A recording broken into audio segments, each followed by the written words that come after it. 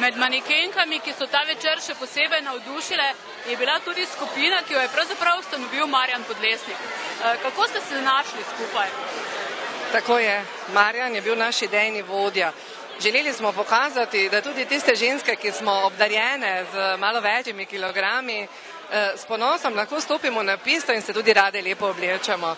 Marjan, ki je imel posluha za mlade, malo nas bolj obdarjene, skratka, za mis, on je bil tisti idejni vodja, v bistvu moram povedati skupaj z mano, da so ustanovila to skupino in veliko lepih trenutkov smo preživeli skupaj, po Sloveniji smo potovali in pokazali to, kar sem vam hotela povedati, da moda ni samo moda za suhe, pod narekovaji in mlade.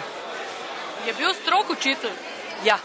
Marjan je bil strog učitelj, od koreografije do hoje je bil neizprosen. Ampak na koncu smo skupnimi močmi prišli do cilja in vse naše revije, ki so bile izpeljane, so bile res vrhunsko organizirane. Skupina, kljub temu, da Marjana več ni, nadaljuje z delom, ne? Naša skupina je zaradi Marjanovega žalostnega odhoda malo zastala.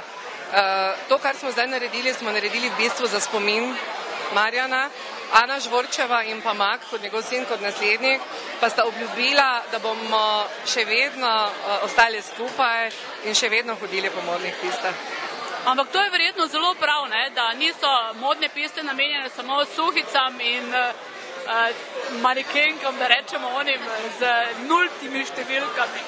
Tako je, veste, vse te norme postavljamo ljudje sami. Če stopimo nekaj let, veliko let nazaj v Grčijo, in če pogledamo vse tiste modele, vidimo, da so ljudje radi oblikovali in upodabljali ljudje, ki so bili malo močnejši.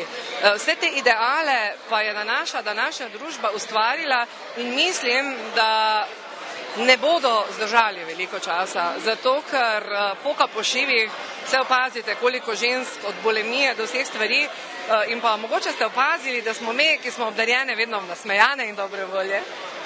Povejte morda še to, kako je bilo pravzaprav prvič iti na oder? Prvič je bilo zelo naporno.